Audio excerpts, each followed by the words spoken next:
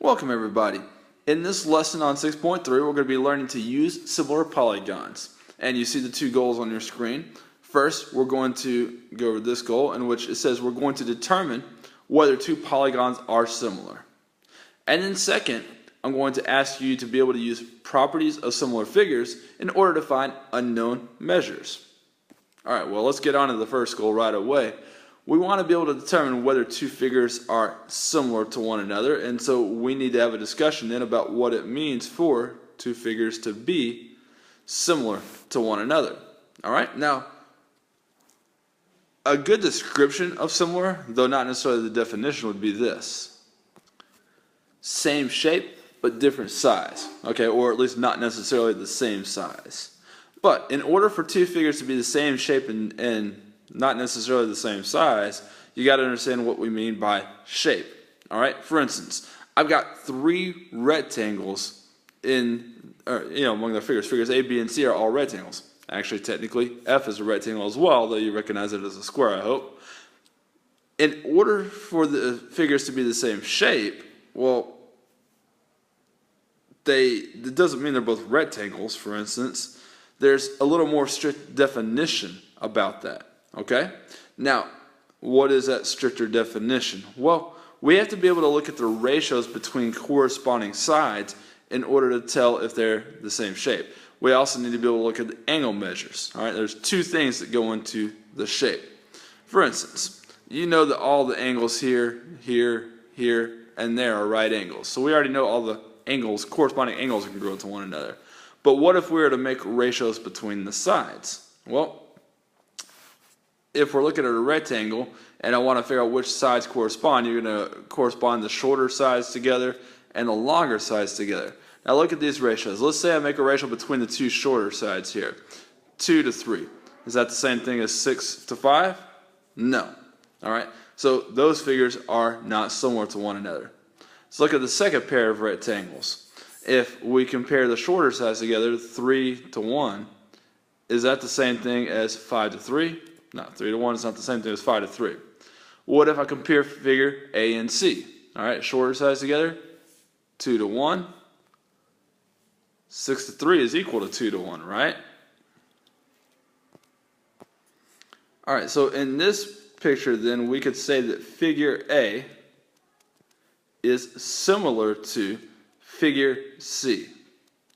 Now a real quick note, you guys have seen the symbol we've used for congruent quite a lot, where you have a squiggly line over an equal sign like that. Well, if you get rid of that equal sign part and you just have the squiggly line, that means is similar to. So that symbol allows me to say that figure A is similar to figure C. And how did I know that they were similar? Well, all their corresponding angles were equal to one another, and then their corresponding sides were equal in ratio. Okay? Now, if you look at something like figures F and G, for instance, the corresponding sides have the right ratio. Actually, 5 to 5 is a 1-to-1 ratio, 5 to 5. But do you see how the angles in this figure are different than the angles here? And you can't have similar figures if the angles are different from one another. Alright, now let's look at these two triangles, and hopefully you'll get the definition down a little bit better still with this. Are those triangles similar to one another? Well, one of the things we have to do in order to figure that out is, first of all, recognize, are the corresponding sides, I'm not trying to draw that pink line, are the corresponding sides in equal ratio to one another? In order to do that, we got to figure out where are the corresponding sides. Alright?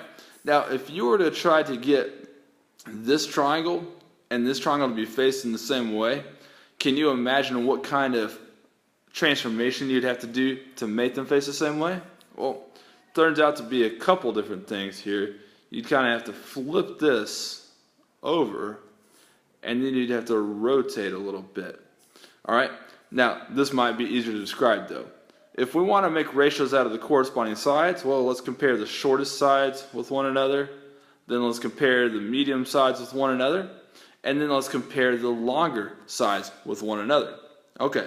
So, our question then is whether this is true. Is the ratio between the shorter sides, 3 to 4.5, equal to the ratio between the medium sides, 4/6? And are those both equal to the ratio between the longer sides, 6 and 9? And the answer is yes. All of these are 2 to 3 ratios. You could imagine this being 30/45, I hope, and that's 2 to 3 ratio. 4/6 is 2/3, 6/9 is 2/3.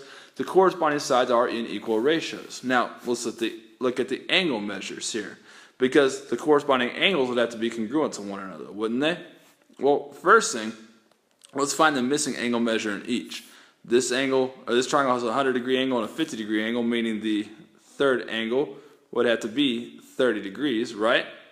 And this angle has a 30-degree, or this triangle, excuse me, has a 30-degree and a 50-degree angle, which would make its missing angle measure 100 degrees, wouldn't it?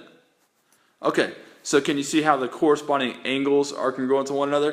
The corresponding sides are all in equal ratio, and that then is going to mean that those two figures are similar. I could say that figure D is similar to figure E.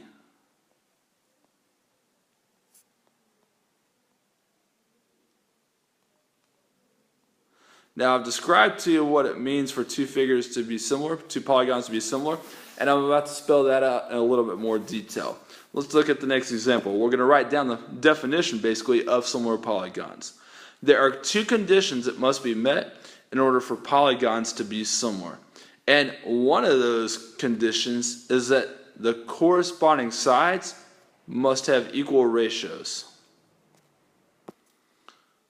Or, in other words, the corresponding sides are proportional to one another. That's the equal ratio thing. Now, you're going to have to imagine with me here that these two quadrilaterals are both rotated the same way. All right? Can you see how, like, for instance, this side right here would correspond to this side? You'd have to rotate 180 degrees, basically, in order to get the two quadrilaterals facing the same way. Now, then, if you can visualize that, you can determine what the corresponding ratios are, and this will make sense to you. When I say that the corresponding ratios between the sides are all equal, or the sides, the ratios between the corresponding sides are equal. Excuse me, now I can speak. What I mean is that if you take the ratio of AD to FG,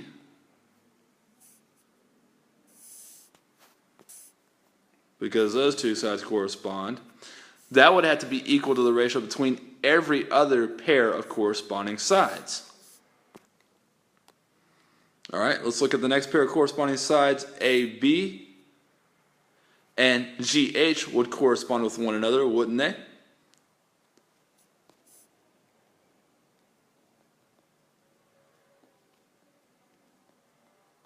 Then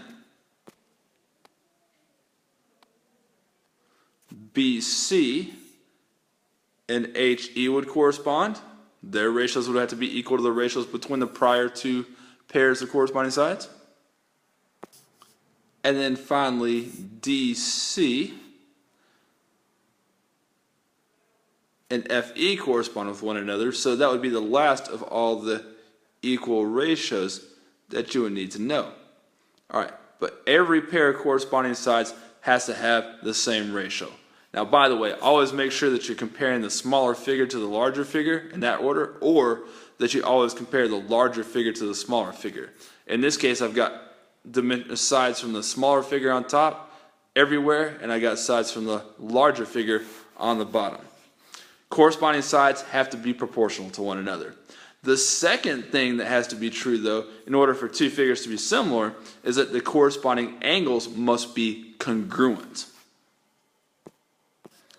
All right, now for instance, angle A corresponds with angle G, so in order for these two triangles to be similar, those angles would have to be congruent to one another, as well as angle B would have to be congruent to angle H.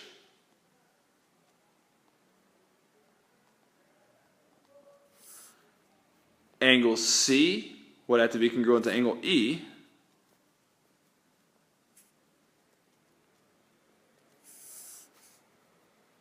And then, of course, angle D would have to be congruent to angle F.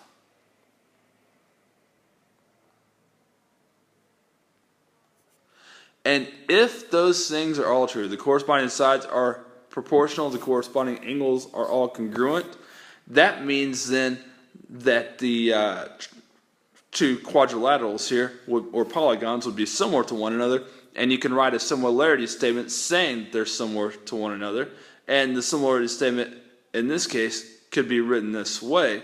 You would say that ABCD, there's no symbol for quadrilateral like there is triangle, okay, is similar to.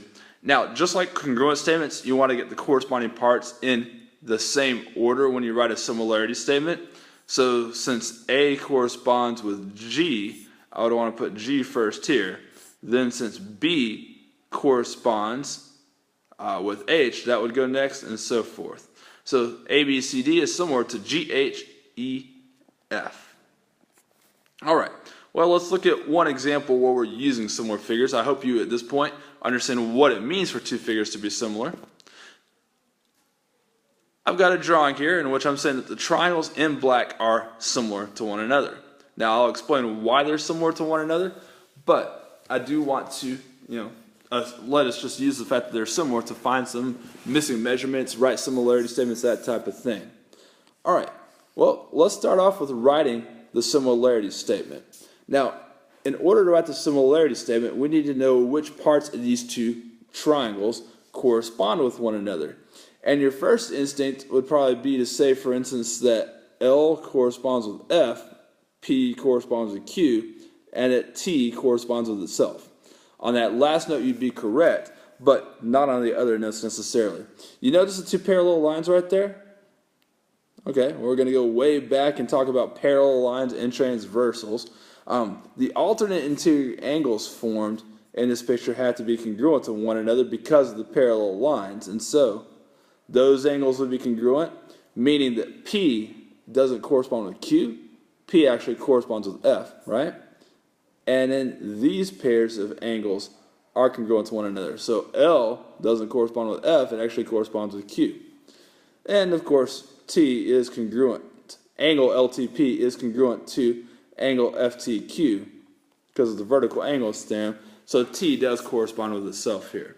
Now, our similarity statement then, as I said a moment ago, has to get the corresponding parts in the right order. Let's give any name we want to the top triangle. Let's just say we call it triangle LPT. And I do want to use the triangle symbol when referring to the name of a triangle. I will say then that that is similar to, and then we said L corresponds with Q, P corresponds with F, and then T corresponds with itself. There's one of the many versions of the similarity statement that you could have written. All right. Next thing we're going to do is we're going to find the scale factor of the smaller triangle to the larger triangle. Now, we said anytime that two figures are similar, that the ratios between the corresponding pairs of sides are equal. The ratios are equal, not that the sides are equal. And the scale factor is simply what is the simplified version of the ratio between corresponding sides in a figure. All right, so we need to identify a pair of corresponding sides in this figure that we know the length of, and then we'll be able to determine what the scale factor is. Let's just go ahead and identify all the pairs of corresponding sides. For instance, obviously, these two sides correspond with one another, right? And then PT would actually correspond with FT because of P corresponding with F. That ought to make sense. And then that means that LT corresponds with QT right there, doesn't it? Now, for any of the pairs of corresponding sides, do we know the length of both sides? Well, yeah, we do for the two that I highlighted in blue right there. We know the length of LT. We know how that compares to QT. And so our scale factor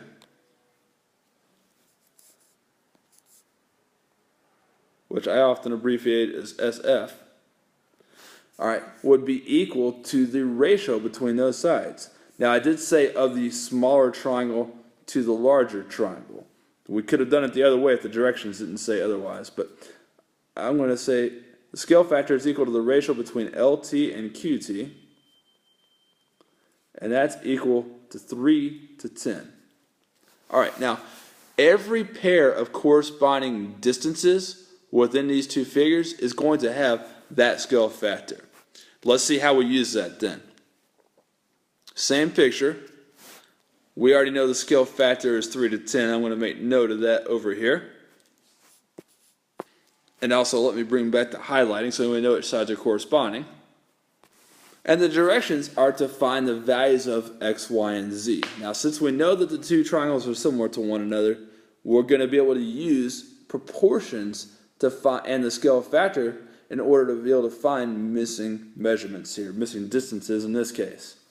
All right, so for instance, when we're finding out what x is, right here, we got to know first of all which side does that correspond with, and that corresponds with the 4.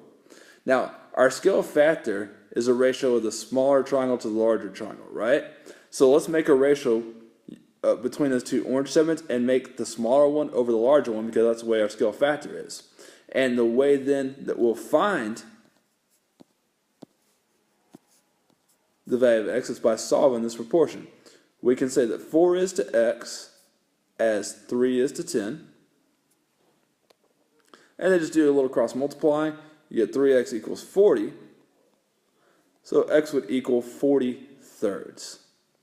All right, now if you prefer, you can write that as a mixed number. I wouldn't probably change it to a decimal because you'd have to round, but 13 and a third if you like that a little bit better.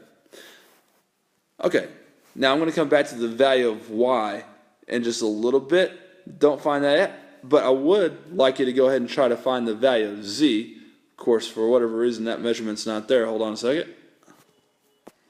Well, that's just because I didn't finish making the problem then.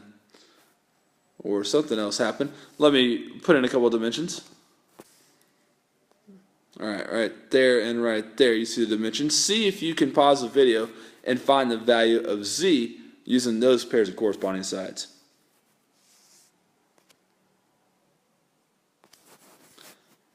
Now I hope you made this proportion. 6 is to z as 3 is to 10. Alright, I made a ratio of these corresponding sides, and I put the smaller triangle over the larger triangle because that's what my scale factor was comparing. And then you end up with 3z is equal to 60 when you cross multiply. So z is equal to 20. Alright, now whenever we're trying to find the value of y, I want you to note that y is not one of the sides of the triangle, is it? It's the height of the triangle. And it corresponds with this height over here. Whenever two triangles are similar, whenever two figures are similar, all corresponding measurements have the same proportion. They're all equal in proportion to the scale factor. So not only can I make ratios between the corresponding sides and set those equal to scale factor, I can make ratios between the altitudes and set those equal to scale factor, or between medians, those types of things as well. Okay, so we can make this proportion then. We can say that y is to 6. All right, the altitude of the smaller triangle is to the altitude of the larger triangle as 3 is to 10. And then we'll get 10y equals 18. So y is equal to 18 tenths, which is 9/5. 1 4/5 if you prefer the mixed numbers there. All right, there you go. That's how you work with similar figures, how you write similarity statements, how you find missing measurements, how you determine in the first place if two figures are similar. Lots of information in this video. Thank you for your attention. Hope this helps you guys understand a little bit better. Next time.